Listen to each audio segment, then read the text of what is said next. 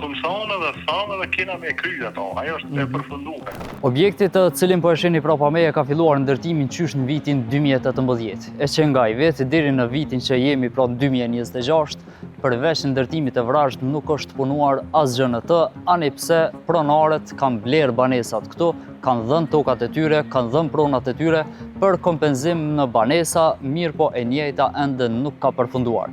Ja çfarë na thoshte pronari i këtij kompleksi ose investitori disa muaj më herët kur e kemi kontaktuar. Cilin vetë ju ka thonë ndërum që përfundon objekti banor. Unë po besoj që ka qershori do mja nis kësmet. I njëjti pra kishte thënë se punimet do të fillojnë në qershor të këtij viti, mirë po tash jemi në fillim të korrikut dhe siç po e shohim ende nuk është punuar asgjë në të. Ndërtesa shumëkatëshe në rrugën C në Prishtinë që ka nisur në vitin 2018 nga investitori International Invest Group, edhe pse u premtua nga vetë pronari i kompanisë që do të nisë punimet në qershor të këtij viti, është larg ndërtimit. Madje është larg sa që investorët nuk kanë vendosur as edhe një tull të vetme në të. Blerësve që parashiheshin që tani më të ishim banor të kësaj ndërtese, por edhe neve nga investitori na u premtua se punimet do të rifillojnë në qershor të këtij viti. E për të parë nëse premtimi i tillë po mbahet, ne vizituam sërish objektin ku shihet se realiteti tregon se aty nuk u bë absolutisht asgjë. Për këtë situatë, Lajminet vendosi të marrë prap një qendrim nga vetë pronari i kompanisë investuese se pse nuk po rifillojnë punimet. Keni premtuar që fillojnë në qershor të këtij viti, pra diku na kena bisedu për rreth 6 muajve. A mundesh më na dho pak më shumë detaje ç'a është ndodha kanë me fillu? Unë në detaje, unë të jap detaje, po për momentin unë jam të marrë informacion. Edhe tjerë dojnë kom thonë që do të mjanisë dhe kena mjanisë, veç dërem, se është procedurë, kena mjanisë. Është një procedurë, ajo është, çfarë procedurë është? Unë kom thonë që e kom mjanisë dhe kem mjanisë.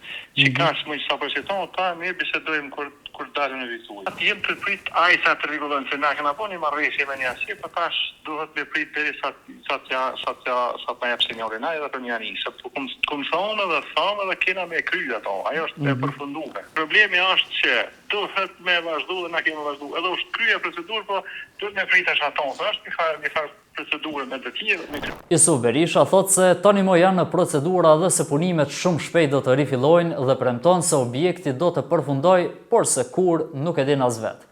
Ai kishte lidhur kontratë me qytetarë të ndryshëm të cilët kishin pasur tokë në këtë zonë, si dhe me qytetarë të tjerë që kishin blerë vetë se hapësira për ndërtimin e këtij kompleksi.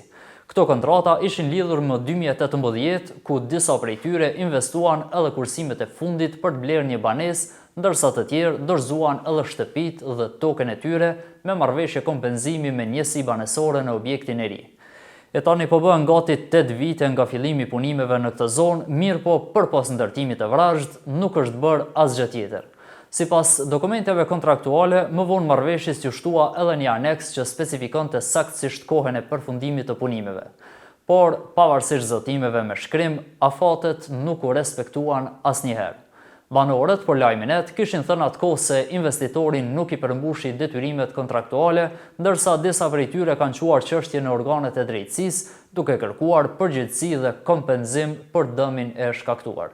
Për krejt ngjarjen dhe rastin në fjalë, ne kishim dërguar pyetje edhe në gjykatën themelore në Prishtinë se në cilën fazë është lënda dhe se a është duke punuar gjykata për krejt këtë proces, mirë po deri më tani jemi ende pa përgjigje. Pa përgjigje kemi mbetur edhe kur kemi pyetur drejtorinë e urbanizmit se a është ende valide leja ndërtimore apo ka skaduar, është pezulluar.